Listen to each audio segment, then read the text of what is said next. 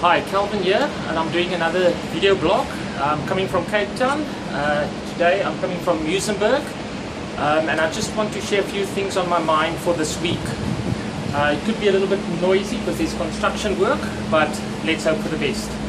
Okay, so first things first, I just want to clear up what is an entrepreneur. You know, there's many people with many views, and most of it is correct, but just my lesson or 101 version of basically what is an entrepreneur. So an entrepreneur owns and controls a business. It's as simple as that. He owns it and he controls it. So for the rest, whether you're an employee or a minority shareholder or a manager of a business, you don't own or you don't control it.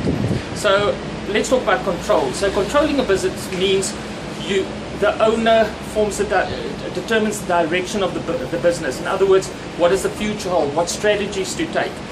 Unlike a passive investor, they just own part of the business, but they don't really control it. Okay, so let's give an example. Elon Musk owns his company and he controls it.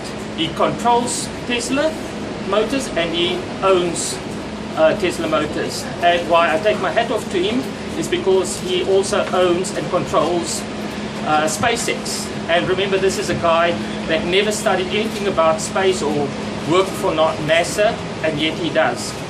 Okay, so that was just a quick one. So for my students, just remember, an entrepreneur owns and controls.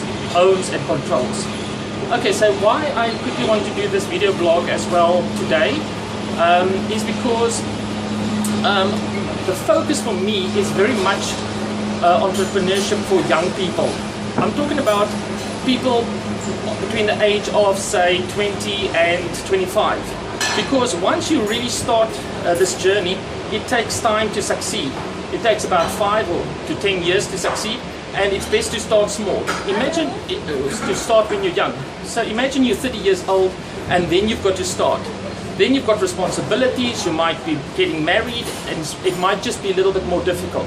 But being young, 20 years old, you don't have much responsibilities and you can take much more risks. So climb in there and do it.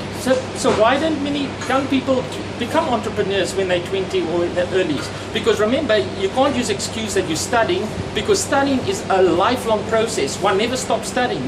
So even though you do a course for 2 or 3 years or go to university for 2 or 3 years, the goal or the purpose is to become an entrepreneur. So let's just quickly talk about why it's so important for young people and what are the traps that I see. So I want to speak now firstly to the young people, and then also, shall I say, young adults, and then also to parents. So let me address these young adults. You see, the problem is when you're young, in your mid-20s, you get lucrative job offers. People want young people to work for their companies because they're full of energy, they can work late hours, they're young, they can cope with so much hours, and they are very eager and enthusiastic about the future. But what about 10 or 20 years later? Where are you then? You've just spent your last 20 years making that company rich, and you haven't invested your time and energies in your own company that you would have worked out the recipe and then start getting the fruits of your labor in that period. So I want to encourage young people, don't get tempted by big lucrative job offers, but plow it into work on your own business. Rather work on your business than working on somebody else's business. Okay, so that's my encouragement for you. To parents out there, I know it's difficult because once you've been influencing your child, but once they become 18 years old and they can drive a car and they can work and they can earn their own living, they're not going to listen to you. So it becomes very difficult to influence a young person of say 20 years old when you're a parent. But always do it in an encouraging way.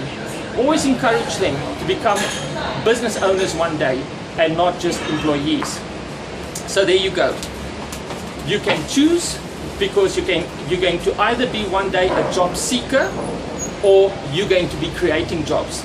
I want the whole of Cape Town to be job creators, not looking for jobs, not looking to be employed for large amounts of money, but to really start building their own business where the fruits of their labor will just keep on getting better and better.